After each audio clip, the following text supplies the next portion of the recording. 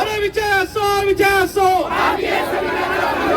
अरे नहीं चलेगी नहीं चलेगी अरे नहीं चलेगी नहीं चलेगी अरे नहीं अरे रद्द करा जिंदाबाद जिंदाबाद जिंदाबाद जिंदाबाद जिंदाबाद जिंदाबाद आता इनकलाब बनायचं जिंदाबाद जिंदाबाद जिंदाबाद जिंदाबाद जिंदाबाद जिंदाबाद रद्द करा रद्द करा रद्द करा रद्द करा नहीं चलेगी नहीं चलेगी नहीं चलेगी नहीं चलेगी अरे नहीं चलेगी नहीं चलेगी भारतीय संविधानाचा अरे विजय असो अरे विजय असो अरे नहीं चलेगी नहीं चलेगी अरे नहीं चलेगी नहीं चलेगी अरे नहीं चलेगी नहीं चलेगी रद्द करा अरे रद्द करा जिंदाबाद जिंदाबाद जिंदाबाद जिंदाबाद अरे महायुती सरकारचा धिक्कार असो अरे धिक्कार असो रद्द करा अरे रद्द करा अरे महायुती सरकारचा जिंदाबाद जिंदाबाद जिंदाबाद जिंदाबाद अरे नहीं चलेगी नहीं चलेगी अरे नहीं चलेगी नहीं चलेगी संविधान संविधान संविधान संविधान इनकलाब इनकलाब इनकलाब संविधान संविधान महायुती सरकारचा अरे या महायुती सरकारचा अरे या युती सरकारचं करायचं काय या युती सरकारचं करायचं काय या युती सरकारचं करायचं काय संविधान इनकलाब संविधान इनकलाब नहीं चलेगी नहीं चलेगी अरे नहीं चलेगी नहीं चलेगी नहीं चलेगी नहीं चलेगी या युती सरकारचं करायचं काय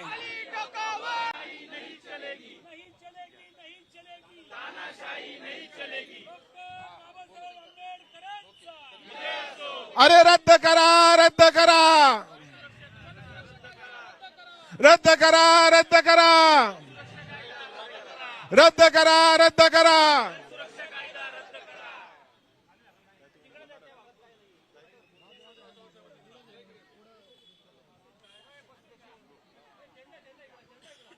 आज सुप्रियाताईंच्या नेतृत्वामध्ये पुणे शहरामध्ये जनसुरक्षा कायद्याच्या विरोधामध्ये राष्ट्रवादी काँग्रेस पार्टी आणि आघाडीच्या सर्व पक्षांच्या वतीने एक आंदोलन घेण्यात येत आहे।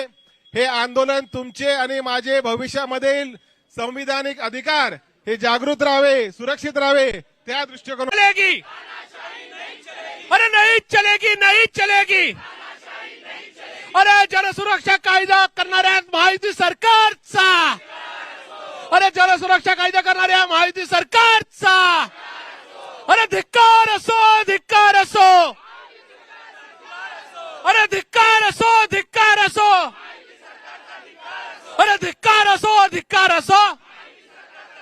संविधान जिंदाबाद जिंदाबाद जिंदाबाद संविधान जिंदाबाद जिंदाबाद जिंदाबाद संविधान जिंदाबाद जिंदाबाद जिंदाबाद इनकलाब जिंदाबाद अरे रद्द करा अरे महायुती सरकारचा अरे महायुती सरकारचा अरे विजय असो, विजय असो, अरे विजय असो, विजय असो. नहीं चलेगी, नहीं चलेगी, नहीं चलेगी, नहीं चलेगी, नहीं चलेगी, नहीं चलेगी. भारतीय संविधानाचा, भारतीय संविधानाचा. अरे नहीं चलेगी, नहीं चलेगी, नहीं चलेगी, नहीं चलेगी. इनकलाब, इनकलाब, इनकलाब. भारतीय संविधान, भारतीय संविधान. अरे जिंदाबाद. दादाचा हे सगळं कॉल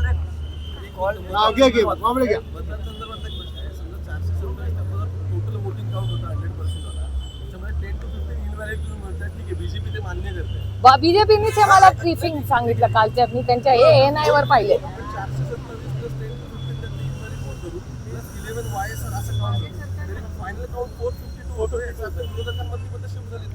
नाही शक्य आहे ना, मी कुठे नाही म्हणते. भारतीय जनता पक्षाचं म्हणणं आहे की 14 झाली आहेत असं त्यांचं म्हणणं आहे. आता ही कोण आहेत 14? तुम्ही महाराष्ट्राचीच का बदनामी करताय? महाराष्ट्रानेच का केलं? माझं काय म्हणणं आहे, काश्मीर टू कन्याकुमारी सगळ्यांनी मतदान केलं ना. मग क्रॉस वोटिंग महाराष्ट्राने मराठी माणसांनीच का केलं? आरोप कशासाठी आमच्यावर? तुम्हाला तुमचं राजकारण करायचं ठीक आहे, पण महाराष्ट्राची तर बदनामी करू नका. म्हणा नाही इंडिया अलायन्सची 15 फुटली, महाविकास आघाडीची 15 फुटली. यांना कसं माहिती? याची इन्क्वायरी झाल्या नको. What is the proof? महाविकास आघाडीवर तुम्ही आरोप करताना की 14 फुटली, व्हॉट इज द एव्हिडन्स? मग आमची काय, आम्ही मतदान करताना आम्हाला काय मार्किंग लावलं होतं का? मग हे चुकीचं आहे. वोट चोरी म्हणतात त्याला. याचं कारण काय? हे दोन गोष्टी आहेत. या इलेक्शनला व्हीप नाही, करेक्ट आहे.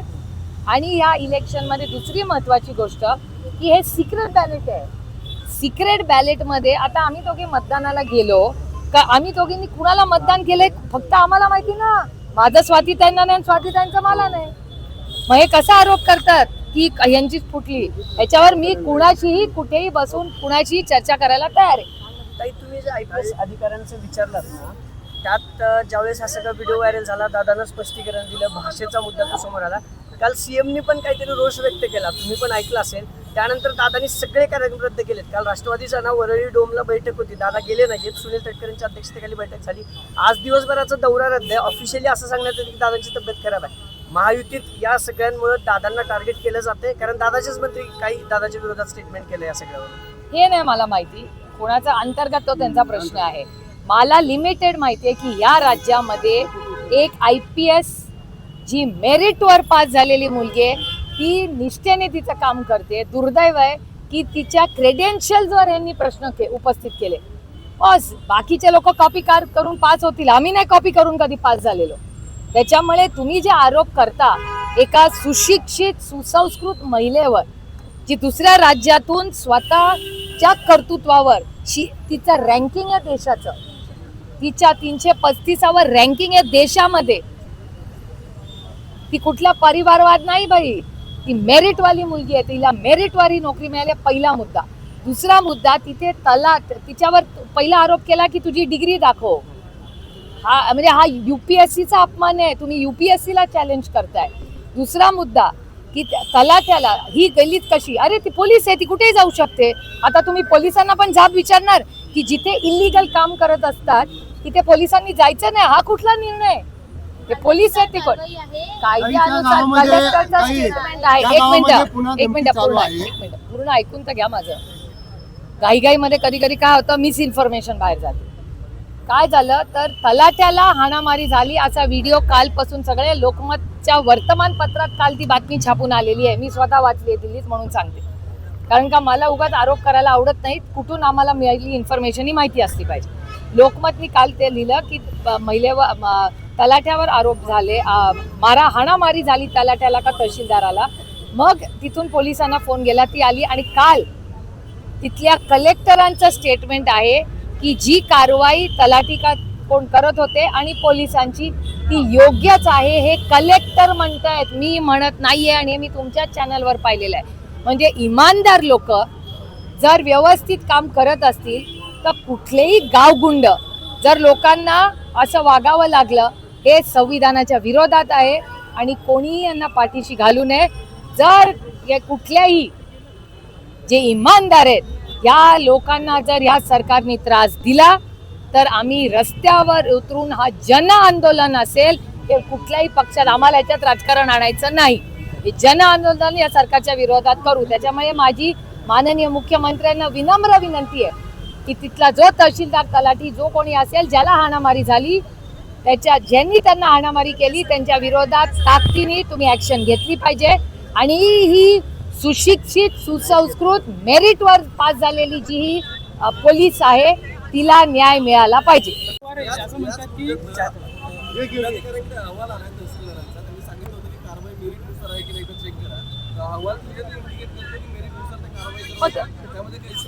बरोबर आहे. माझं म्हणणं आहे की माननीय मुख्यमंत्र्यांनी याच्यावर एक पूर्णपणे एक स्टेटमेंट द्यावं आणि राज्याला खरं आहे काय ते मांडावं. मी म्हणते तुम्ही म्हणते याच्यावर नाही बघा, कारण का ह्याच्यात रोज नवीन स्टोरीज येत आहेत. पहिल्या दिवशी सगळे त्या पोलीसच्या विरोधात उतरले. आता जसं एक एक बातमी येते कळतंय की ते पोलीस त्यांचं काम व्यवस्थित करत होते, निष्ठेने आणि इमानदारीने करत होते. या सगळ्याची पारदर्शकपणे इन्क्वायरी झाली पाहिजे. अजित पवार यांची जी हिंदी आहे किंवा त्यांची जी भाषा आहे त्यामुळे गोंधळ झाला आणि त्यांच्यावर मिरॅड ट्रायल सुरू आहे आणि भाजप काही लोक पुढे करून ती मिरॅड ट्रायल करते. मला याची काय माहिती नाही. त्याच अनुषंगाने अंजली दमाले असं म्हणतात की रोहित पवारांना अजित पवारांकडे जायचं असेल म्हणून कदाचित त्यांनी असं. ह्याची पण मला माहिती नाही. मला जे खरं झालंय जे व्हिडिओज तुमच्या सगळ्या चॅनलवर मी पाहिलेत ते मला माहिती आहे की एका तहसीलदार का तलाठी कोण आहेत त्यांना हाणामारी झाली, गाव गुंडांनी केली. त्यांना वाचवण्यासाठी एक पोलीस तिकडे जाते, ती तिचं काम इमानदारीने करते. त्याच्यानंतर त्याची इन्क्वायरी होते. कलेक्टर म्हणतात की तहसीलदार आणि ती महिला करत होती ते योग्य आहे. इथपर्यंतची स्टोरी सगळी उघड्या डोळ्यांनी सगळ्या चॅनल सोशल मीडियावर आपण सगळ्यांनी महाराष्ट्राने नाही देशाने पाहिली आहे. कारण का काल मी जेव्हा मतदानाला गेले प्रत्येक जण मला तोच प्रश्न विचारत होता की काय तुमच्या महाराष्ट्रात आलं. आणि दिल्लीतले सगळे जर्नलिस्ट सगळे हिंदी मराठी तेलुगू तामिळ पंजाब सगळ्या चॅनल्सनी स्टोरी देशभर दाखवलेली आहे. काही विधान परिषदचं विरोधी पक्ष नेतेपद काँग्रेसला द्यायचं आहे असं भास्कर जाधव यांनी उत्तर दिलं. नाही त्याचं मी स्वागत करते. महाविकास आघाडीमध्ये नेहमीच अशा गोष्टी पारदर्शकपणे चर्चा होते आणि एकत्रपणे आम्ही निर्णय घेतो. मालेगाव बॉम्बस्फोटात ज्यांची निर्दोष मुक्तता केली आहे त्यांच्या विरोधात मृत्युमुखी पडलेले नातेवाईक केलेले आहेत. मात्र सरकारने याच्यावर अजून काही भूमिका घेतलेली नाही. सरकारने याच्यावर खूप संवेदनशील विषय आहे. असं आहे ज्या घरातले लोक जातात ना त्यांचं दुःख त्यांना माहिती असतं. आणि मायबाप सरकारातून म्हणजे सरकारने कुठलंही सरकार असलं तरी त्यांनी अशा बाबतीत संवेदनशीलपणेच वागलं पाहिजे आणि त्या भारतीय नागरिकाला न्याय मिळाला पाहिजे. काही आधी श्रीलंका नंतर बांगलादेश इथे सातत्याने अराजकता भारताच्या शेजारच्याच देशांमध्ये होतीये. यावर त्याला जोडून असा प्रश्न आहे की आता राज्यातले आपल्या देशातले सुद्धा अनेक नेते असं म्हणतात की थेट तशी जरी सिच्युएशन आपल्याकडे नसेल तरी इनडायरेक्टली कॉन्सिक्वेन्सेस मात्र तसे. नाही मी खूप गांभीर्याने हा विषय मांडू इच्छिते. मी काही सरकारवर विरोध करत नाहीये किंवा टीका टिप्पणी करत नाहीये. पण मला असं वाटतं की ही परिस्थिती असेल तर भारत सरकारने ह्याच्यावर एक स्पेशल सेशन किंवा एक ऑल पार्टी मीटिंग बोलवली पाहिजे. ज्या पद्धतीने टॅरिफचा मोठा विषय असेल आव्हान असेल तेव्हा भारतातले सगळेच आपल्या आजूबाजूच्या सगळ्याच देशांमध्ये प्रचंड अस्थिर असं वातावरण आहे. मला दुःख एका गोष्टीचं वाटतं. काल तुमच्याच चॅनलवर दाखवण्यात आलं की बारामती लोकसभा मतदारसंघाला जो हायवे जातो त्या हायवेवर एक ट्रक लुटला. असं कधी झालेलं नाही आपल्या भागात. आणि ती लोक काय आपली होती बाहेरची होती ह्याच्यात मला पडायचंच नाही. ती व्यक्ती भारतीय होती. याचा अर्थ कुठे ना तरी काहीतरी अस्वस्थ होतंय ना. लॉ अँड ऑर्डरचा क्राईम कधी वाढतो जेव्हा फायनान्शियल आर्थिक परिस्थिती जेव्हा प्रेशर येतं तेव्हाच क्राईम वाढतो. हा मी नवीन काही सांगत नाहीये. हा भारत सरकारचा आणि महाराष्ट्र सरकारचा डेटा सांगतो. त्यामुळे मला असं वाटतं भारत सरकारने या गोष्टी फार गांभीर्याने घेतला पाहिजे. इथं पार्लमेंटचं स्पेशल सेशन बोलवा चर्चा करण्यासाठी किंवा एक ऑल पार्टी मीटिंग बोलवून सगळ्यांनी एकत्रपणे जसे ऑपरेशन सिंदूरच्या वेळेस आपण सगळे एकवटलो भारतीय म्हणून तशीच आपल्या आजूबाजूच्या परिस्थितीचा काय इम्पॅक्ट या देशावर होऊ शकतो याच्यावर गांभीर्याने चर्चा होणं तातडीने गरजेचं आहे. काही मंत्रालयामध्ये काही लोकांची बोगस इंटरव्ह्यू घेण्यात आली. काय बोगस इंटरव्ह्यू नोकरीला लावतो म्हणून मंत्रालयामध्ये इंटरव्ह्यू घेण्यात आले. मंत्रालयाच्या आत हो आणि जे इंटरव्ह्यू घेणारे नागपूरचे असल्याचं कळतं. मला हे खरं खोटं माहिती नाही, पण तुमच्याच चॅनलवर एक जाहिरात बघितली की आता मंत्रालयामध्ये जाणं सोपं होणार.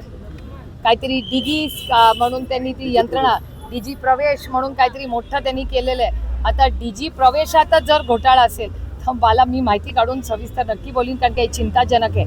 या राज्याचे मुख्यमंत्री कुठल्याही पक्षाचे असले तरी आमच्या महाराष्ट्राचे ते मुख्यमंत्री आहेत, त्यांची सुरक्षिततेचा प्रश्न आहे.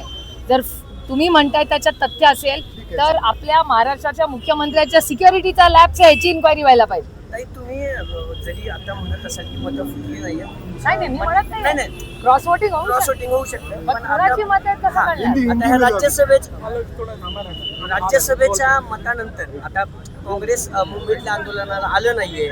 दबक्या आवाजात नाही, दबक्या आवाजाच्या स्थानिक स्वराज्य संस्थेच्या निवडणुकीत काय एक दिसणार? मिनिट, तुम्ही एकत्रित लढणार का? एक तर मी दबक्या आवाजाच्या चर्चांना विश्वास ठेवत नाही. जो बोलो दिल खोल के बोल. मग स्थानिक स्वराज्यामध्ये पण एकत्र तर काल आम्ही एकत्रच होतो ना सगळे. काल काँग्रेस आम्ही सगळे एकत्रच होतो दिवसभर.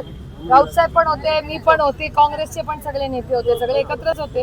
पण मग स्थानिक स्वराज्य संस्थेत एकत्रित बघूया ना, आधी राष्ट्रवादी काँग्रेस एकत्र होतं आणि काँग्रेस आम्ही एकत्र असताना आमची आघाडी होती तेव्हा किती वेळा आम्ही एकत्र लढलो.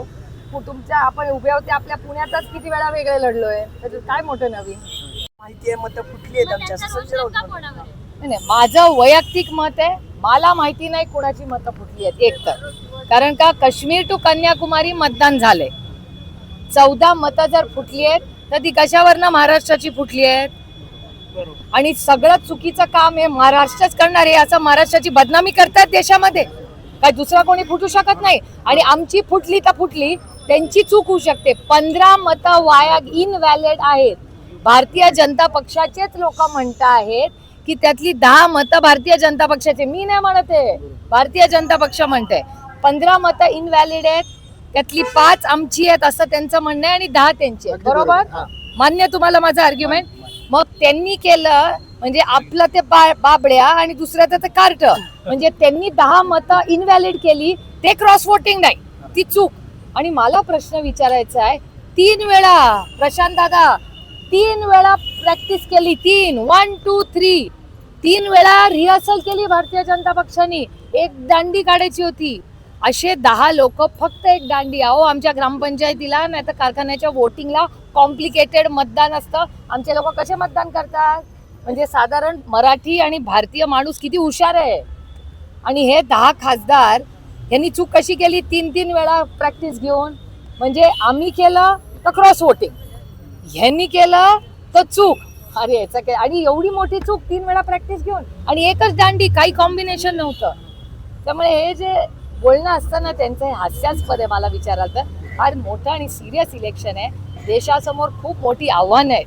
मला विचाराल तर आजचा सगळ्यात मोठं आव्हान आहे या देशाच्या समोर, आज टॅरिफ्समध्ये काय मोठे बदल होणार आहे.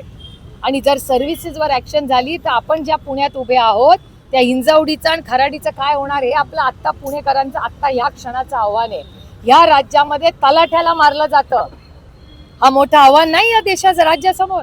एका तलाठा तहसीलदाराला सोलापूर जिल्ह्यात मारलं जातं, त्याला जेव्हा डिफेंड केलं जातं तो व्हिडिओ बाहेर येतो, त्याच्यावर ॲक्शन व्हायला नको. हे महत्त्वाचे विषय नाहीत. आणि हे इलेक्शन्समध्ये यांना कळतं कसं, हे वोट चोरीचा शब्द आलाय अशीच तर माहिती बाहेर येते ना, त्यांना कळलं कसं. त्यामुळे मला विचाराल तर आज महाराष्ट्र आणि देशासमोर माझं म्हणणं आहे, यांनी कोणी क्रॉस वोटिंग केलं ह्याची नावं द्यावी, त्याचा प्रूफ द्यावा, नाहीतर या इलेक्शनची इन्क्वायरी झाली पाहिजे. हा माझा पहिला मुद्दा. दुसरा की भारत सरकारने त्यांचा स्टँड सांगावा की सर्व्हिसेसवर काय स्टँड आहे टॅरिफवर, आणि अमेरिकेशी काय बोलणं चाललंय.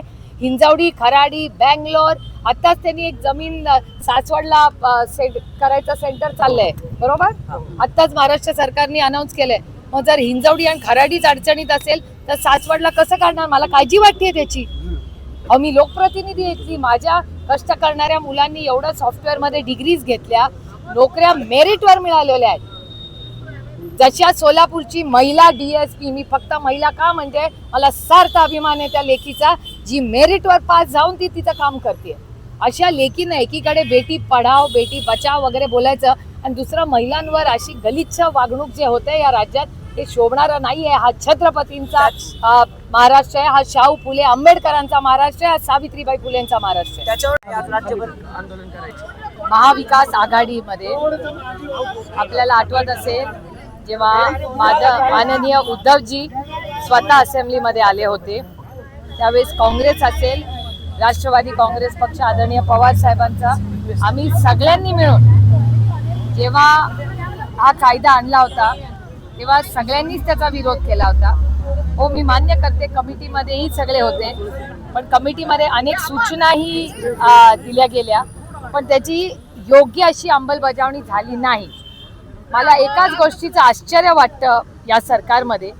एकीकडे हे सरकार सातत्याने सांगतंय की आम्ही नक्षलवाद या देशात संपवला, असं केंद्र सरकार आणि महाराष्ट्राचं स्टेटमेंट आहे.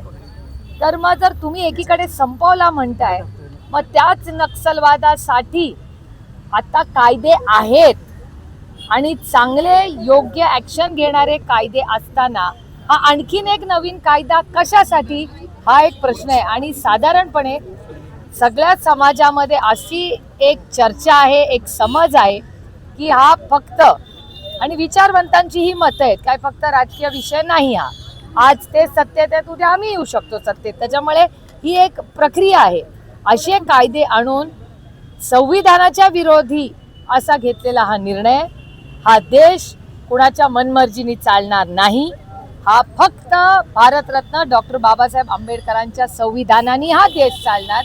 आणि म्हणून या विधेयकाचा आम्ही सगळे मिळून महाविकास आघाडी म्हणून तर आहे, पण माणुसकी आणि एक जबाबदार महाराष्ट्राचे आणि भारतीय नागरिकही आम्ही आहोत, म्हणून आम्ही याचा ताकदीने विरोध करतोय. आणि आमची विनंती आहे महाराष्ट्राच्या सरकारचा की हा विड्रॉ करावा. आणि आहेत ते कायदे ते पूर्ण आहेत, म्हणजे आम्ही अजिबात असं म्हणत नाही की ह्याच्या किंवा त्याच्या विरोधात नसावा. हा देश संविधानानेच चालला पाहिजे. जेव्हा कायदे नियम आहेत, हा आणखीन एक नवीन कायदा कशाचा? काही मुंबईत पण आंदोलन होते, पण मुंबईच्या आंदोलनाला, महाविकास आघाडीच्या आंदोलनाला काँग्रेस जे आहे ते अनुपस्थित आहे. काँग्रेसचा कुठलाही नेता जो आहे तो आलेला नाहीये. कालची जी मतं फुटली महाविकास आघाडीतली, ठाकरे गटाची आणि राष्ट्रवादीची मतं फुटली आणि 15 मतं सी.पी. राधाकृष्णन यांना जास्त दिली खासदारांची. ती नाराजी आहे म्हणून काँग्रेस तुमच्या आंदोलनात सहभागी मला झाली. तुम्हाला एक प्रश्न विचारायचा आहे की किती मतं फुटली? 15 मतं जास्त त्यांना पडली. हा, जास्त. ती म्हणजे ती सेनेची होती, ती मार्क केली होती का की ही 15 मतदान गुप्त होतं का नाही? हा, मतदान गुप्त हा, होतं. मग एक मतदान गुप्त मतदान आहे, तर तुम्हाला कसं माहिती की ती राष्ट्रवादीची आणि मतदान राज्याचं? नाही, एक मिनिट जरा आपण डिस्कशन करूया ना, अकॅडमिक डिस्कशन करूया. तुमचं म्हणणं आहे क्रॉस वोटिंग झालं. एक मिनिट, काल भारतीय जनता पक्षाचे वरिष्ठ नेते आहेत संजय जयस्वालांचं स्टेटमेंट आहे, जे ANI आहे का इथे, ANI काल दाखवलंय, ANI दाखवलंय, त्याच्यात त्यांचं म्हणणं आहे की 40 मतं झाली असं ANIचं दाखवलेलं आहे. त्याच्यामध्ये त्याचं ब्रीफिंग असं आहे की 40 मधली 11 मतं ही YSR काँग्रेसची आहे. आता मला स्वातीताई इथे आहात, आपण शिवसेनेचं नेतृत्व करता. YSR काँग्रेसला कधी इंडिया अलायन्स मध्ये भेट झाली आहे का तुमची? YSR काँग्रेस हा इंडिया अलायन्सचा मित्र पक्ष नाही. तो 5 वर्ष जगनमोहन रेड्डींच्या नेतृत्वात ते आंध्र प्रदेशचे मुख्यमंत्री होते. 5 वर्ष तो भारतीय जनता पक्षाचा मित्र पक्ष होता. त्यांनी मित्र पक्ष बदलला, म्हणजे ह्यांचे मित्र पक्ष ह्यांच्या सोयीने होतात. 11 मतं जी 40 आमच्या गळ्यात मारतायत ती YSR काँग्रेसची आहेत. आता YSR काँग्रेस BJP बरोबर आहे का नाही, यांच्या सोयीप्रमाणे कधी जगनमोहन रेड्डी यांचे मित्र, कधी चंद्रबाबूजी यांचे मित्र. नक्की कुठल्या पक्षाच्या बाजूनी भारतीय जनता पक्ष आहे असं होत नाही ना. पण मग ही मतं आमचीच, मग ह्यांचा आर्ग्युमेंटच खोल आहे ना. आणि दुसरं मत, एक तर मला प्रश्न विचारायचा आहे, खूप प्रांजळपणे हा प्रश्न मी विचारते, ज्यांनी आरोप केले असतील त्यांना, की तुम्हाला कसं माहिती? देशाने मतदान केलं ना, आम्हाला काय वेगळ्या रंग, मी या इथे सगळीकडे मतदान करणारी मी एकटीच आहे. मला जो कागद दिला त्याच्यावर कुठलाही नंबर नव्हता, पारदर्शकपणे होत्या. अच्छा, तुम्ही महाराष्ट्राचे मतदार का? चला, तुम्हाला गुलाबी रंग नाही, इथे पांढराच रंग चालतो. त्यामुळे असं कुठलाही वेगळा पेपर, आणि जर हे सिक्रेट वोटिंग होतं तर मग यांना कसं माहिती की कुठली मतं फुटली? हा प्रश्न मला विचाराल. जर असे आरोप असतील तर मी माननीय आपलं त्याचे अध्यक्ष खरं तर प्रेसिडेंटलाच पत्र लिहावं लागेल की ह्याच्यात काहीतरी गोलमाल दिसतोय.